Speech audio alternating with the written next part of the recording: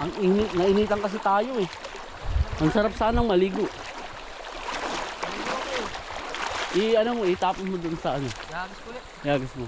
At yan ay mag-ano. Matatawid dyan pa naman tayo. Ano may tatawid doon? Andito po tayo sa isang magandang river ng Tignuan, Real Quezon.